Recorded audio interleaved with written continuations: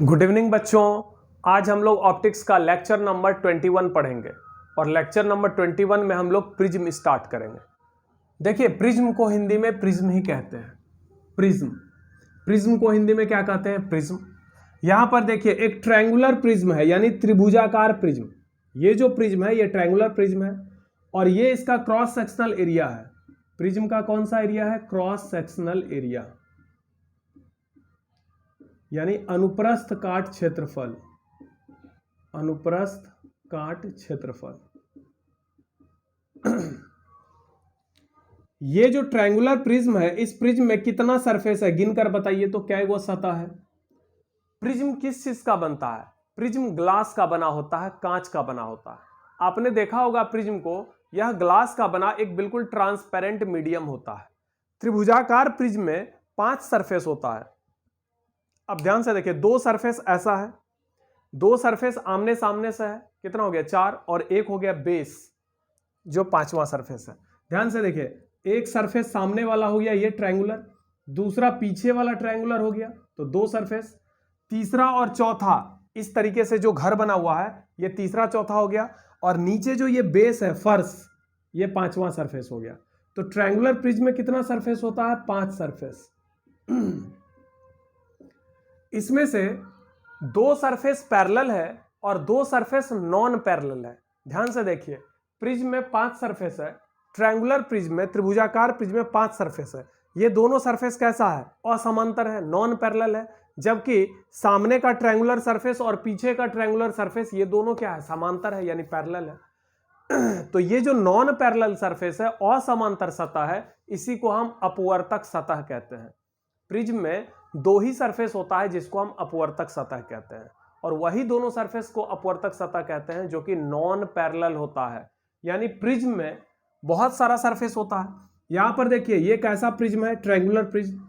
इस triangular prism में total कितना सरफेस है? 5, लेकिन रिफ्रैक्टिंग सरफेस 2 ही है, यानी अपवर्तक सतहें केवल 2 है, रिफ्रैक्टिंग सरफेस केवल 2 है।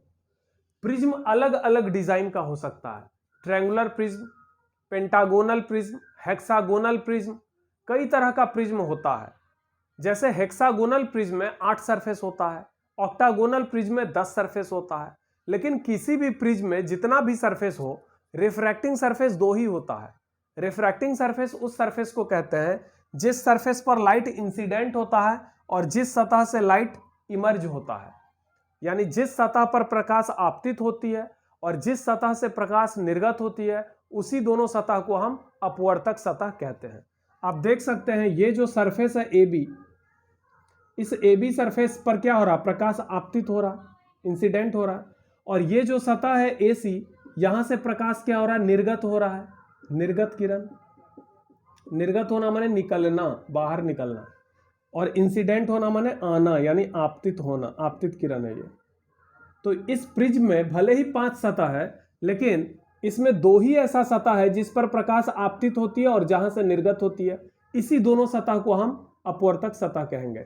तो यहां पर अपवर्तक सतह कौन कौन सा हो गया? AB and AC। AB and AC, यही दोनों आपका अपवर्तक सतह है, AB एंड AC। और दोनों अपवर्तक सतह के बीच जो एंगल बनता है, इस एंगल A को कहते हैं प्रिज्म एंगल या angle of prism. Angle A को क्या कहते हैं? Prism angle. प्रिज्म एंगल किसे कहते हैं? दोनों अपवर्तक सतह के बीच जो कोण बनता है उसी को हम प्रिज्म कोण कहते हैं। AB और AC को अपवर्तक सतह कहते हैं। दोनों अपवर्तक सतह के बीच का जो एंगल है उसको प्रिज्म एंगल कहते हैं। प्रिज्म एंगल के सामने वाला जो आधार है, ये वाला सरफेस, इसको बेस कहते हैं। प्रिज्म का बेस, बेस माने आधार। प्रिज्म एंगल के सामने वाले सरफेस को बेस कहते हैं। और ये देखिए इंसिडेंट रहे, इधर कौन सा माध्यम है? हवा, और अंदर में कौन सा माध्यम है? ग्लास, यानी कांच। तो जब लाइट हवा से किस में जाएगा? ग्लास में, यानी रेयर से डेंसर, तो वो सीधा नहीं जाएगा, बल्कि ये नॉर्मल लाइन है ना, ये नॉर्मल की ओर बेंड होगा। ये ऐसे सीधा नहीं जाएगा, बल्कि ये नीचे की ओर मुड़ेगा, नॉर्मल लाइन की तरफ मुड़ेगा। मुड़ने के बाद यह लाइट अब ग्लास से किस में निकल रहा? एयर में, यानी सघन से जा रहा है विरल में। तो यह सीधा ना जाके कैसे भागेगा? यह नॉर्मल से थोड़ा सा दूर भाग जाएगा, नीचे भाग जाएगा। तो ये जो निर्गत प्रकाश है, और ये जो आपतित प्रकाश है इसके बीच जो एंगल बन रहा है डेल्टा, इसी को कहते हैं एंगल ऑफ डेविएशन। डेल्टा को कहते हैं विचलन कोण यानी एंगल ऑफ डेविएशन। किसे कहते हैं विचलन कोण? आपतित किरण तथा निर्गत किरण के बीच का जो एंगल होता है उसी को एंगल ऑफ डेविएशन कहते हैं। तो यहां पर जो 4 पॉइंट हमने बताया उसको हम फिर से एक्सप्लेन कर रहे हैं, ठीक है। प्रिज्म क्या है देख लेते हैं। प्रिज्म कई सतहों से घिरा एक पारदर्शक माध्यम होता है। प्रिज्म में बहुत सारा सरफेस हो सकता है। ट्रायंगुलर प्रिज्म में 5 सरफेस होता है, पेंटागोनल प्रिज्म में 7 सरफेस होता है, हेक्सागोनल में 8 सरफेस होता है, हेप्टागोनल में 9 सरफेस होता है, ऑक्टागोनल में 10 सरफेस होता है, ठीक है। तो प्रिज्म में कई सरफेस हो सकता है, लेकिन रिफ्रैक्टिंग सरफेस केवल 2 होता है। प्रिज्म कई सतहों से घिरा एक पारदर्शक माध्यम अर्थात ट्रांसपेरेंट मीडियम होता है। चूंकि प्रिज्म ग्लास का बना होता है इसलिए इसके आर पार दिखाई देता है, जिसमें दोनों अपवर्तक सतहें समतल तो होती है लेकिन असमांतर होती है। ये जो दोनों अपवर्तक सतह है ये बिल्कुल प्लेन होता है, बिल्कुल प्लेन होता है, लेकिन कैसा होता है? असमांतर यानी नॉन पैरेलल। अपवर्तक सतह नॉन पैरेलल होता है, पैरेलल नहीं होना चाहिए। अगर सरफेस पैरेलल हो जाएगा तब तो वो ग्लास स्लैब हो जाएगा। आपको हमने बताया था कि कांच का जो आयताकार स्लैब होता है वहां पर 2 अपवर्तक सतह होता है और बिल्कुल पैरेलल होता है। तो जब लाइट ग्लास स्लैब से होकर निकलती है तो निर्गत किरण जो होती है, निर्गत किरण वो आपतित किरण के समांतर निकलती है, इसलिए वहां पर एंगल ऑफ डेविएशन 0 होता है। लेकिन प्रिज्म में जो दोनों अपवर्तक सतह है वो पैरेलल नहीं होता है बल्कि नॉन पैरेलल होता है, तो इसलिए यहां पर एंगल ऑफ डेविएशन कुछ ना कुछ होगा। तो एंगल ऑफ डेविएशन को हम किससे डिनोट करते हैं? डेल्टा से। What is the definition of prism? Prism क्या है? Prism is a transparent medium bounded by many surfaces, जो बहुत सारे सरफेस से घिरा होता है, in which the 2 refracting surfaces are plane and non parallel. Refracting surface 2 होता है, सरफेस बहुत सारा होता है लेकिन रिफ्रैक्टिंग सरफेस केवल 2 होता है, और रिफ्रैक्टिंग सरफेस हमेशा कैसा होना चाहिए? Non parallel. प्रिज्म कई प्रकार का हो सकता है लेकिन आपको सिलेबस में केवल ट्रायंगुलर प्रिज्म ही पढ़ना है। हम लोगों को केवल त्रिभुजाकार प्रिज्म के बारे में ही पढ़ाई करना है। तो ये रहा ट्रायंगुलर प्रिज्म, इसमें 5 सरफेस होता है। सबसे नीचे वाला सरफेस बेस हो गया। ये जो सामने का ट्रायंगुलर सरफेस है और पीछे का ट्रायंगुलर सरफेस, ये दोनों पैरेलल है, ये दोनों रिफ्रैक्टिंग सरफेस नहीं होगा, बल्कि ये वाला जो सरफेस है, ये वाला पीछे वाला और आगे वाला जो ये है, ये दोनों जो सरफेस है इसी को हम कहते हैं रिफ्रैक्टिंग सरफेस। अब ये जो प्रिज्म है, त्रिभुजाकार प्रिज्म, इस तरह के डायग्राम को बार बार बनाने में दिक्कत होता है, इसीलिए हम लोग इसका क्रॉस सेक्शनल एरिया यूज करते हैं। अगर प्रिज्म को आप इस तरीके से काटते जाएंगे तो आपको ट्रायंगल के डिजाइन का एक फिगर मिलेगा, इस तरह का फिगर। तो ए बी सी हम लोग प्रिज्म को ऐसे ही डिनोट करेंगे, लेकिन ये एक्चुअल में प्रिज्म नहीं है, प्रिज्म यहां पर है एक्चुअल डायग्राम। तो ट्रायंगुलर प्रिज्म का जो एक्चुअल डायग्राम है वो ये है, पर हम लोग ऐसा यूज करेंगे क्योंकि इस तरह का डायग्राम बार बार यूज करना सही नहीं, मतलब थोड़ा कठिन होता है, तो हम लोग इसीलिए सिंपल डायग्राम यूज करेंगे। तो ये प्रिज्म का, ट्रायंगुलर प्रिज्म का एक सिंपल डिजाइन है। अब इसमें कैसे क्या है ये सारा चीज हम लोग देखते हैं।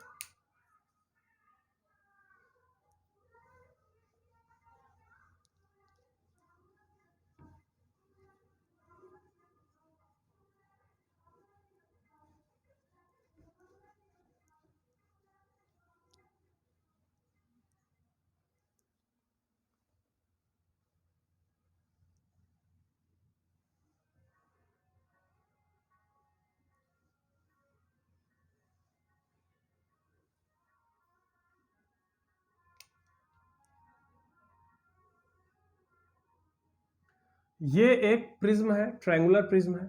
इस प्रिज्म का नाम है ABC।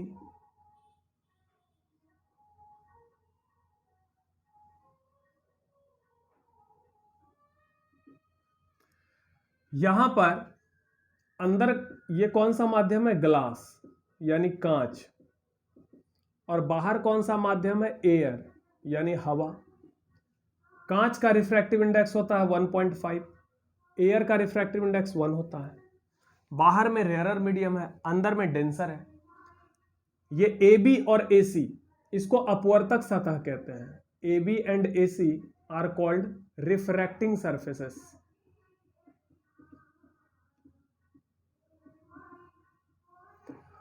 यहां पर जब लाइट आता है, इंसिडेंट होता है, ये इंसिडेंट लाइट है। यहां पर आप नॉर्मल खींचिए, ये नॉर्मल लाइन है। इस सरफेस पर ये लंब रेखा है, लंब परपेंडिकुलर है, नॉर्मल है। ये एंगल ऑफ इंसिडेंस हो गया I1। जैसे लाइट अंदर घुसेगा ये सीधा तो जाएगा नहीं, यहां पर प्रकाश का क्या होगा, अपवर्तन होगा, लाइट मुड़ेगा।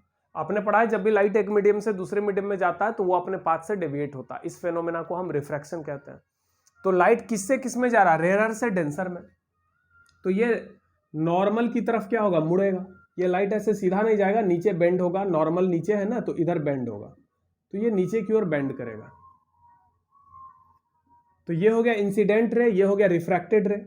इसको एंगल ऑफ रिफ्रैक्शन कहेंगे R1, ठीक है। और ये हो गया यहां पर डेविएशन, पहले सरफेस पर डेविएशन कितना हो गया, Δ1। Δ1 क्या हो गया, angle of deviation at the first surface. तो ये एंगल ऑफ इंसिडेंस हो गया पहले सरफेस पर, ये एंगल ऑफ रिफ्रैक्शन हो गया पहले सरफेस पर। रिफ्रैक्टेड रे और नॉर्मल के बीच का एंगल, एंगल ऑफ रिफ्रैक्शन। और ये एंगल ऑफ डेविएशन Δ1 हो गया। जब लाइट दूसरे सरफेस पर आएगा, ये नॉर्मल खींचिए, ये सीधा नहीं जाएगा, ये ऐसे सीधा नहीं जाएगा, ये नॉर्मल से इस बार दूर भागेगा, इधर नीचे की ओर आएगा, ऊपर नहीं जाएगा, नॉर्मल की ओर नहीं बेंड होगा। ये किधर बेंड होगा, नॉर्मल से दूर बेंड हो जाएगा, इधर भाग जाएगा। ये हो गया आपका इमर्जेंट रे,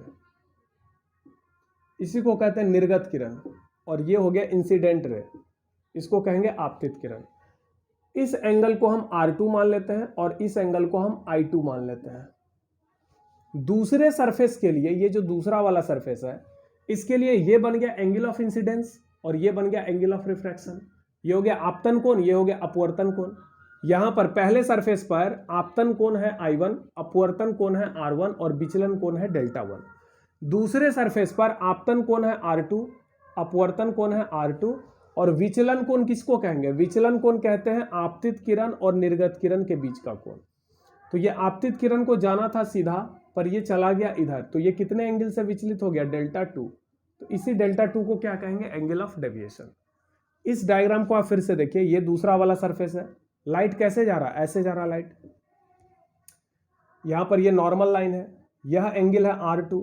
अगर ये सीधा निकल जाता तो यह भी एंगल R2 होता, लेकिन ये नॉर्मल से किधर भाग गया, ये नॉर्मल से भाग गया किधर, अवे, दूर भाग गया, इधर चला गया लाइट। तो ये पूरा एंगल कितना कहलाएगा, R2, सॉरी I2।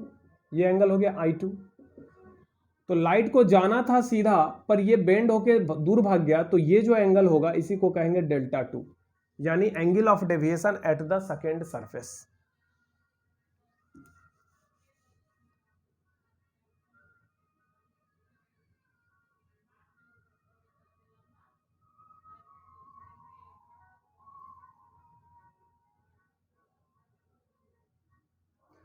तो इस तरीके से लाइट पास होता है। ये इंसिडेंट रे हो गया।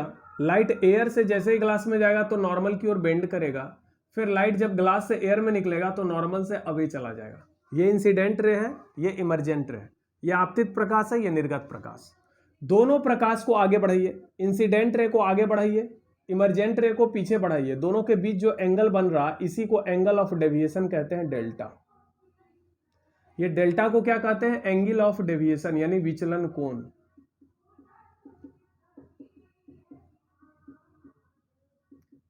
Angle of deviation, angle of deviation. दोनों अपवर्तक सतह AB और AC, AB और AC को क्या कहते हैं, अपवर्तक सतह। दोनों अपवर्तक सतह के बीच का जो एंगल है, इस एंगल A को कहते हैं प्रिज्म एंगल। एंगल A को कौन सा एंगल कहते हैं, एंगल ऑफ प्रिज्म या प्रिज्म कोण भी कहते हैं। इसको प्रिज्म कोण कहते हैं, प्रिज्म कोण। और प्रिज्म एंगल, इस प्रिज्म एंगल A के सामने का जो सरफेस है, ये BC, इसको कहते हैं प्रिज्म का आधार यानी बेस। बेस मतलब आधार हो गया। तो सबका डेफिनेशन जरा सुन लीजिए। प्रिज्म में दो अपवर्तक सतह होता है। जिस सतह पर लाइट आपतित होती है और जिस सरफेस से लाइट निर्गत होती है, उस सरफेस को हम अपवर्तक सतह कहते हैं। यहां पर AB और AC ये दोनों अपवर्तक सतह है। यहां पर लाइट आ रहा और यहां से लाइट इमर्ज हो रहा, निर्गत हो रहा। दोनों अपवर्तक सतह के बीच के एंगल को एंगल ऑफ प्रिज्म कहते हैं। एंगल ऑफ प्रिज्म के सामने वाले सरफेस को हम बेस कहते हैं, ठीक है। और इंसिडेंट रे और इमरजेंट रे के बीच का जो एंगल होता है उसको एंगल ऑफ डेविएशन कहते हैं। अब ध्यान से देखिए कि जब भी कोई लाइट प्रिज्म से होकर पास होता है तो यह 2 बार अपवर्तित होता है, इसका 2 बार अपवर्तन होता है। अपवर्तन मतलब यह 2 बार अपने रास्ते से भटकता है यानी विचलित होता है। यहां देखिए लाइट आ रहा है, जैसे ही पहले सरफेस पर पड़ा ये यहां पर डेविएट हो गया डेल्टा 1 से, और जैसे ही दूसरे सरफेस पर पड़ा फिर ये डेल्टा 2 से डेविएट हो गया, यानी टोटल डेविएशन डेल्टा का मान कैसे निकालेंगे, डेल्टा 1 प्लस डेल्टा 2। पहले सरफेस पर कितना कोण से मुड़ा है, डेल्टा 1, दूसरे सरफेस पर कितना एंगल से बेंड किया, डेल्टा 2, तो टोटल डेविएशन डेल्टा बराबर क्या होगा, डेल्टा 1 प्लस डेल्टा 2। एक बात याद रखिए, प्रिज्म से जब भी लाइट गुजरता है तो वो 2 बार डेविएट होता है। कितने बार मुड़ता है, 2 बार मुड़ता है। पहले सरफेस पर कितना होता है डेविएशन, डेल्टा 1, और दूसरे सरफेस पर कितना होता है, डेल्टा 2। अगर दोनों एंगल ऑफ डेविएशन को जोड़ेंगे तो हमको टोटल डेविएशन निकल जाएगा। तो प्रिज्म में जो टोटल डेविएशन होता है, टोटल डेविएशन किसको कहते हैं, इंसिडेंट रे इमरजेंट रे के बीच का जो एंगल है। इंसिडेंट रे किधर जाना चाह रहा है, इधर जाना चाह रहा है, लेकिन रे निकला किधर है, इधर, यानी कितने एंगल से डेविएट हो गया, लाइट जाना चाह रहा था इधर, लेकिन जैसे ये प्रिज्म से निकलकर बाहर निकला तो यह इतने एंगल से विचलित होकर इधर जाने लगा। इसका मतलब this is the angle of deviation delta. पहले सरफेस पर कितने एंगल से बेंड हुआ, डेल्टा 1, और दूसरे सरफेस पर कितने एंगल से बेंड हुआ, डेल्टा 2। तो इसी डेल्टा 1 और डेल्टा 2 को जोड़ने पर हमको क्या मिलेगा, डेल्टा। ध्यान से देखिए यहां पर एक ट्रायंगल बन रहा है, ये ट्रायंगल बन रहा है। इस ट्रायंगल में इस वाले भुजा को अगर हम बढ़ा दें तो बाहर से जो एंगल बन रहा है इसको बहिष्कोण कहते हैं। ध्यान से देखिए इस डायग्राम को, ये जो ट्रायंगल बन रहा है इसमें इस सरफेस को, इस लाइन को अगर हम बढ़ाएंगे तो ये बाहर वाला जो एंगल है डेल्टा, ये दूर के 2 अंतःकोणों के योगफल के बराबर होगा। तो delta can be written as delta 1 plus delta 2। ठीक है, डेल्टा को कहते हैं टोटल डेविएशन। डेल्टा 1 हो गया पहले सरफेस पर डेविएशन और डेल्टा 2 हो गया दूसरे सरफेस पर डेविएशन। तो प्रिज्म में तो 2 बार डेविएशन होता है, तो प्रिज्म के द्वारा टोटल डेविएशन जो होता है, कुल विचलन, वो होता है पहले सतह का डेविएशन प्लस दूसरे सरफेस का डेविएशन। अब डेविएशन डेल्टा का क्या फार्मूला होगा, वो फार्मूला अभी हम लोग डिराइव करेंगे। What is the formula of deviation in A prism, उस फार्मूला को देखिए आगे हम डिराइव करके दिखाते हैं।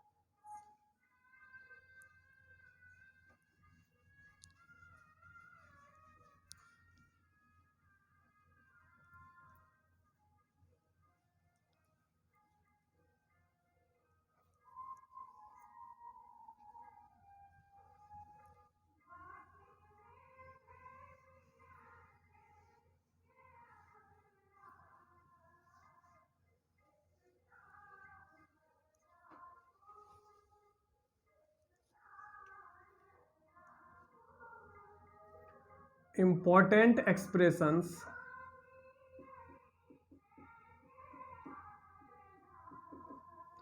related to a prism.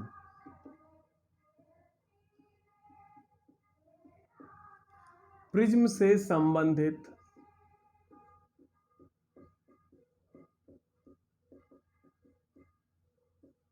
मुख्य व्यंजक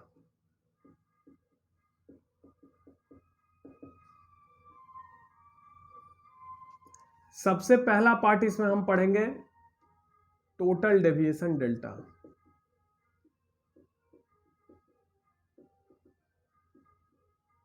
डेल्टा का क्या फॉर्मूला होगा उसको निकालना है। और सेकेंड वाला जो पार्ट है वो हम पढ़ेंगे मिनिमम डेविएशन। मिनिमम डेविएशन यानी न्यूनतम विचलन, इसको हम कहते हैं डेल्टा एम। एम का मतलब मिनिमम, डेल्टा का मतलब होता है टोटल डेविएशन, डेल्टा एम का मतलब होता है मिनिमम डेविएशन। तो इस दोनों का क्या फार्मूला होगा, हम लोग सबसे पहले डेल्टा का फार्मूला निकालेंगे और फिर अगले लेक्चर में यानी लेक्चर नंबर 22 में डेल्टा एम का फार्मूला हम निकाल के आपको दिखाएंगे। तो इस लेक्चर में केवल हम डेल्टा का ही फार्मूला निकालने जा रहे हैं, यानी टोटल डेविएशन का क्या फार्मूला होगा। अगले लेक्चर में हम बताएंगे आपको मिनिमम डेविएशन का फार्मूला क्या होता है।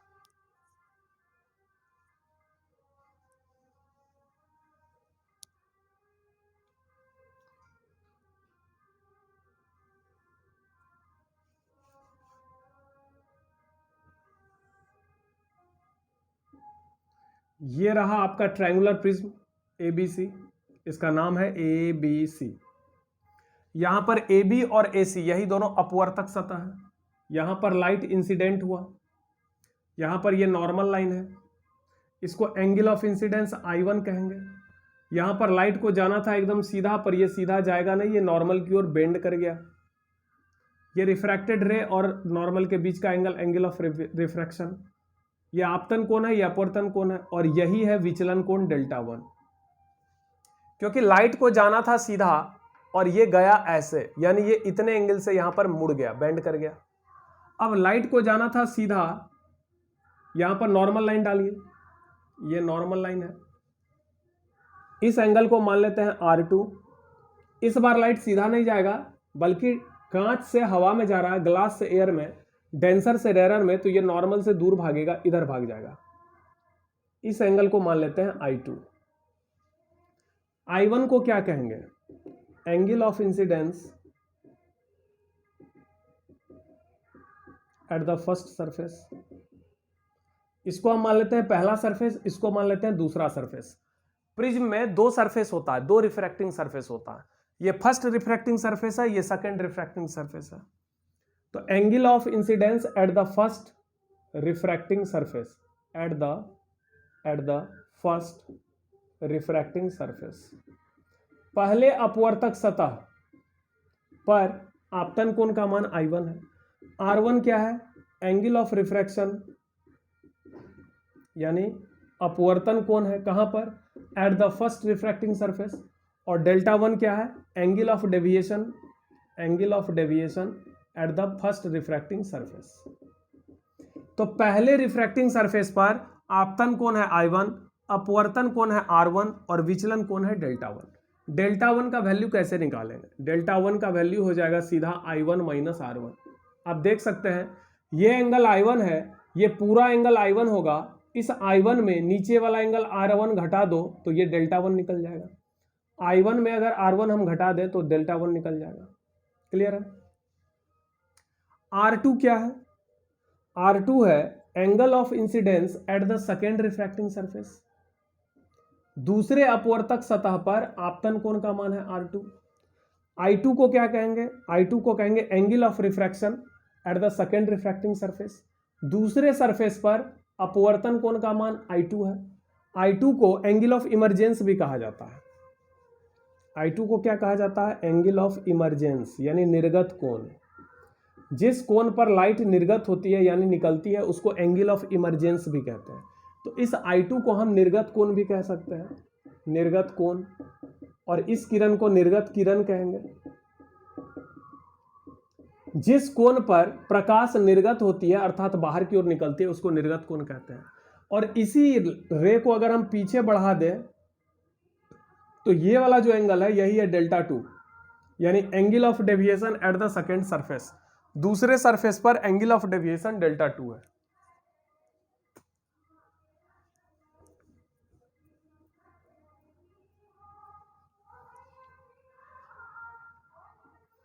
ये जो दूसरा वाला सरफेस है इस पर लाइट ऐसे आ रहा है, ये नॉर्मल लाइन है, लाइट ऐसे डेविएट हो गया। इस लाइन को पीछे अगर हम बढ़ा के देखें तो यही है एंगल ऑफ डेविएशन Δ2। क्योंकि लाइट अगर सीधा जाता तब तो ये ऐसे करके जाता, पर लाइट इतने एंगल से डेविएट होके नीचे चला गया, तो ये एंगल और ये एंगल तो बराबर होगा ना, ये अपोजिट एंगल है, ये आमने सामने का एंगल बराबर होता है। तो लाइट को जाना था एकदम सीधा पर लाइट गया है ऐसे, तो इस एंगल को एंगल ऑफ डेविएशन कहेंगे। अगर इसको हम पीछे बढ़ा के देखें तो ये भी तो Δ2 होगा, एंगल ऑफ डेविएशन। Δ2 का वैल्यू होगा I2 minus R2, I2 minus R2। ध्यान से देखें ये एंगल I2 है तो ये पूरा एंगल I2 होगा। इस पूरे एंगल I2 में नीचे वाला R2 घटा दो तो Δ2 का वैल्यू मिल जाएगा।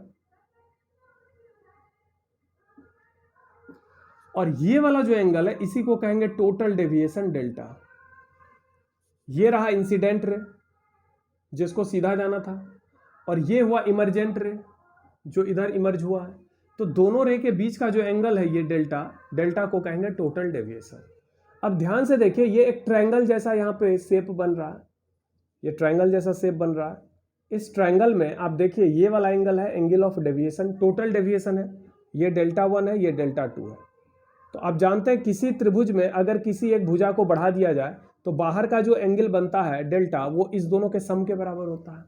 तो डेल्टा बराबर हम क्या लिखेंगे, इस दोनों को ऐड करते हैं तो डेल्टा 1 और डेल्टा 2 को जोड़ने पर डेल्टा मिल गया। डेल्टा का वैल्यू इस दोनों को जोड़ो, डेल्टा बराबर डेल्टा 1 प्लस डेल्टा 2। डेल्टा बराबर डेल्टा 1 की वैल्यू रखिए I1 माइनस R1 और डेल्टा 2 की वैल्यू रखिए I2 माइनस R2। तो डेल्टा बराबर I1 plus I2 minus common ले लो R1 प्लस R2। तो डेल्टा का फॉर्मूला क्या मिल गया, I1 प्लस I2 माइनस ये जो R1 है और ये जो R2 है इस दोनों का योगफल A के बराबर होता है, एंगल ऑफ प्रिज्म A, तो माइनस A। यही हो गया टोटल डेविएशन का फॉर्मूला, जहां पे R1 प्लस R2 का वैल्यू हमने क्या रखा, R1 प्लस R2 का वैल्यू हमने A के बराबर रखा। अब ये R1 प्लस R2 का वैल्यू A कैसे मिलता है इसको प्रूफ करते हैं।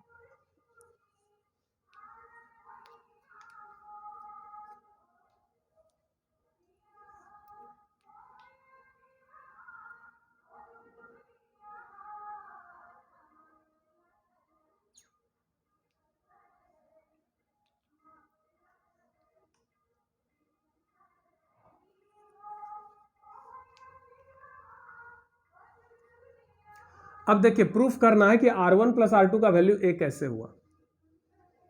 यहां पर देखिए इस दोनों नॉर्मल लाइन को आके यहां पर मिलाने दीजिए, ये दोनों मिल गया कहां पर, पॉइंट N पर, और इस पॉइंट पर, इस पॉइंट को हमने नाम रख दिया M।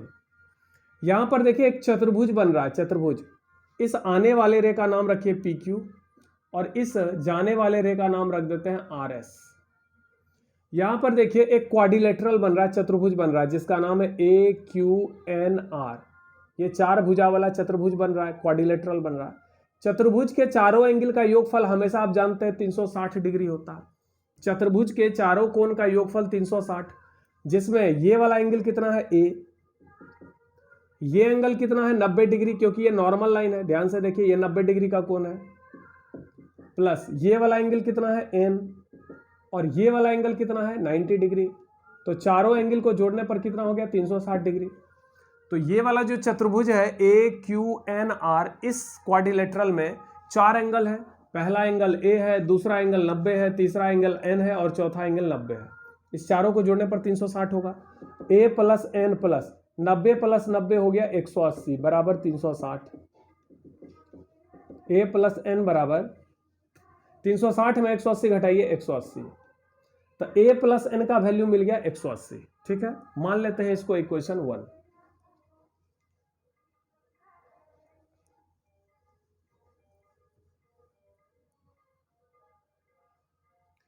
अब देखिए यहां पर एक त्रिभुज बन रहा है QRN। ये जो QRN ट्रायंगल है इसमें तीन एंगल है, एक है R1, दूसरा है R2 और तीसरा है N। तो तीनों को जोड़ने पर R1 plus R2 plus N, इस तीनों को जोड़ने पर 180 होगा। इसको मान लेते हैं इक्वेशन नंबर 2।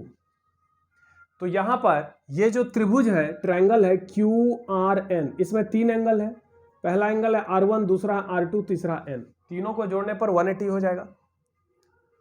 तो त्रिभुज के तीनों कोण का योगफल 180 और चतुर्भुज के चारों कोण का योगफल 360। यहां से मिल गया इक्वेशन 1, यहां से मिल गया इक्वेशन 2। दोनों इक्वेशन का RHS बराबर है, ये LHS हुआ, ये RHS। RHS यहां पर भी 180 डिग्री है, यहां पर भी 180 डिग्री है, यानी अगर RHS बराबर है तो LHS भी बराबर होगा। तो इसका LHS कितना है A प्लस N, और इसका LHS कितना है R1 plus R2 plus N। इसका LHS है R1 plus R2 plus N, इसका LHS है A प्लस N।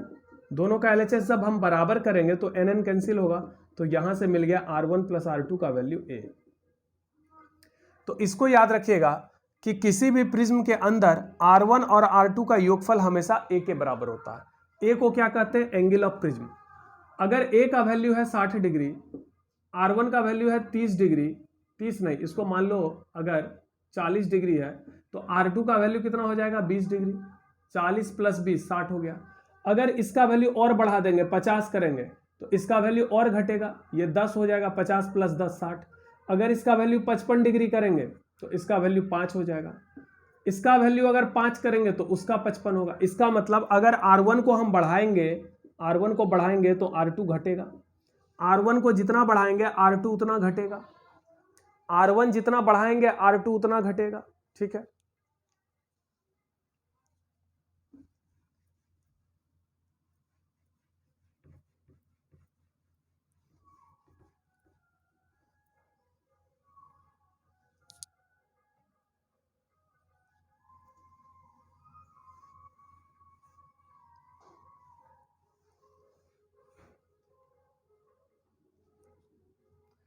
एक बार फिर से देख लिया जाए। ये आपका प्रिज्म है जिसका नाम हमने रख दिया ABC। ये हो गया इंसिडेंट रे, ये हो गया नॉर्मल। रे को जाना था सीधा, रे इधर बेंड कर गया। ये हो गया angle of incidence I1, angle of refraction R1, angle of deviation Δ1। यहां पर ये दूसरा नॉर्मल लाइन है।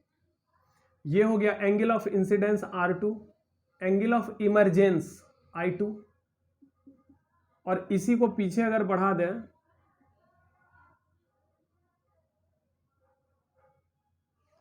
तो ये एंगल ऑफ डेविएशन Δ2। Δ1 और Δ2 को जोड़ने पर यह टोटल डेविएशन डेल्टा मिल जाएगा। ये आपका इमरजेंट रे है, ये इंसिडेंट रे है। लाइट अगर ये प्रिज्म नहीं होता तो लाइट तो सीधा जाता, ऐसे करके जाता एकदम सीधा, पर इस प्रिज्म में दो सतह, एक बार लाइट Δ1 एंगल से बेंड कर गया और दूसरे बार लाइट Δ2 एंगल पर बेंड कर गया। इस दोनों एंगल को जोड़ दें तो टोटल डेविएशन डेल्टा मिल जाएगा, जो कि इंसिडेंट रे और इमरजेंट रे के बीच का एंगल है।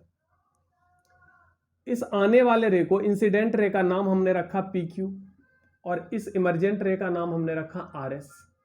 यहां पर एक क्वाड्रिलेटरल बन रहा है चतुर्भुज AQ, इसका नाम हमने रखा M और इस पॉइंट का नाम रखा हमने N। यहां पर एक चतुर्भुज बन रहा है जिसका नाम है AQNR, AQNR, चतुर्भुज AQNR में 4 एंगल है। पहला एंगल है A, दूसरा एंगल ध्यान से देखिए, ये पूरा एंगल 90 डिग्री है, तीसरा एंगल N है और चौथा एंगल ये पूरा 90 डिग्री है। इस चारों का सम कितना हो गया? 360। ये जो ट्रायंगल है, सॉरी क्वाड्रिलेटरल है AQNR, इसमें ये एंगल 90 है, ये एंगल 90 है, ये एंगल A है और ये एंगल N है। इस चारों का योगफल कितना होगा? 360। किसी भी चतुर्भुज के चारों कोण का योगफल 360 होता है। इसको अगर हम सॉल्व करेंगे तो A प्लस N का मान कितना आ जाएगा? 180, इक्वेशन 1। फिर आइए त्रिभुज QRN में, त्रिभुज QRN में, त्रिभुज में 3 कोण है। पहला कोण है R1, दूसरा कोण है R2 और तीसरा कोण है N। इस तीनों का योगफल 180 होगा, इक्वेशन 2। फ्रॉम इक्वेशन 1 एंड 2, समीकरण 1 तथा 2 से दोनों का RHS सेम है तो LHS भी सेम होगा। पहले इक्वेशन का LHS है A प्लस N, दूसरे इक्वेशन का LHS है R1 plus R2 plus N। N और N हो गया कैंसिल, यहां से मिल गया R1 प्लस R2 बराबर A। इसका मतलब R1 और R2 इस दोनों को जोड़ने पर हमको किसके बराबर वैल्यू मिल जा रहा है? A के बराबर। R1 प्लस R2 का वैल्यू कितना हो गया? A के बराबर। अगर R1, मान लीजिए एंगल ऑफ प्रिज्म का वैल्यू है 60 डिग्री, R1 का वैल्यू है 40, तो R2 का वैल्यू 20 होगा। R1 का वैल्यू बढ़ाइए 45 करिए तो इसका मान घटेगा 15 होगा। तो R1 जितना बढ़ेगा R2 उतना घटेगा। तो एक चीज याद रखेंगे, ये पहले सरफेस पर, प्रिज्म में 2 सरफेस है, 2 अपवर्तक सतह है। पहले अपवर्तक सतह पर यदि I1 हम बढ़ाएंगे, I1 बढ़ाएंगे तो R1 बढ़ेगा। ध्यान रखिएगा, आपतन कोण बढ़ाने पर अपवर्तन कोण बढ़ता है। यह बात आपको हम रिफ्रैक्शन जब पढ़ाए थे तभी बताए थे कि एंगल ऑफ इंसिडेंस बढ़ाएंगे तो एंगल ऑफ रिफ्रैक्शन बढ़ेगा। I1 बढ़ाइएगा R1 बढ़ेगा, लेकिन R1 के बढ़ने पर R2 घटेगा, R2 घटेगा, और R2 घटेगा तो I2 भी घटेगा, क्योंकि ये आपतन कोण है, ये अपवर्तन कोण है। दूसरे सरफेस पर आपतन कोण है R2, अपवर्तन कोण है I2। इसका मतलब ये हुआ कि अगर ये बढ़ेगा तो ये भी बढ़ेगा, पर ये बढ़ेगा तो ये घट जाएगा, और ये घटेगा तो ये भी घटेगा। यानी जब ये दोनों बढ़ेगा तो वो दोनों घटेगा, और जब ये दोनों घटेगा तो वो दोनों बढ़ेगा। इसको याद रखिएगा। पहले सतह पर अगर आपतन कोण अपवर्तन कोण दोनों बढ़ा तो दूसरे सतह पर आपतन कोण अपवर्तन कोण घटेगा, और पहले सरफेस पर यदि ये दोनों घटेगा तो दूसरे पर ये दोनों बढ़ेगा। इसका मतलब ये दोनों डायरेक्टली प्रोपोर्शनल है और ये भी दोनों डायरेक्टली प्रोपोर्शनल है। I1 बढ़ाओगे R1 बढ़ेगा, I1 घटाओगे R1 घटेगा, R2 बढ़ाओगे I2 बढ़ेगा, R2 घटाओगे I2 घटेगा। पर ये दोनों जब बढ़ेगा ये दोनों घटेगा, ये दोनों घटेगा वो दोनों बढ़ेगा। क्लियर है? ये दोनों बढ़ रहा है वो दोनों घट जाएगा, ये दोनों घटेगा वो दोनों बढ़ेगा। डेल्टा का वैल्यू कैसे निकालते हैं? तो डेल्टा जो टोटल डेविएशन है वो तो डेल्टा 1 प्लस डेल्टा 2 के बराबर होगा। डेल्टा 1 का वैल्यू होगा, ये पूरा एंगल कितना है I1, चूंकि ये I1 है तो ये भी I1 होगा। I1 में नीचे वाला कोण R1 घटाइए, तो I1 में R1 घटाएंगे तो डेल्टा 1। और डेल्टा 2 का वैल्यू कैसे मिलेगा? ये पूरा I2 है तो ये पूरा I2 हो गया, I2 में नीचे वाला R2 घटाइए, I2 माइनस R2, तो I1 plus I2 minus common ले लो R1 प्लस R2। लेकिन R1 प्लस R2 का वैल्यू क्या होता है? A, तो हम I1 plus I2 minus A लिख सकते हैं। तो डेल्टा का फॉर्मूला मिल गया I1 plus I2 minus A। तो यहां पर दो इंपॉर्टेंट इक्वेशन मिल रहा है, इसको इक्वेशन A और B मान लो, A और B from equation A and B। इसको हम फर्स्ट इक्वेशन मान लेते हैं और इसको सेकंड। तो यहां पर दो इक्वेशन मिल गया, दोनों इक्वेशन को याद रखेंगे। R1 और R2 का योगफल हमेशा A के बराबर होता है, और दूसरा टोटल डेविएशन डेल्टा, डेल्टा का वैल्यू होता है I1 plus I2 minus A, I1 plus I2 minus A। Delta का फॉर्मूला क्या मिल गया? I1 plus I2 minus A। पहले सतह पर आपतन कोण प्लस दूसरे सतह पर निर्गत कोण माइनस A। ठीक है, तो ये दो फार्मूला को ध्यान से देख लीजिए, इसको याद रख लेना है। अगले लेक्चर में हम लोग मिनिमम डेविएशन के बारे में बात करेंगे। Thank you.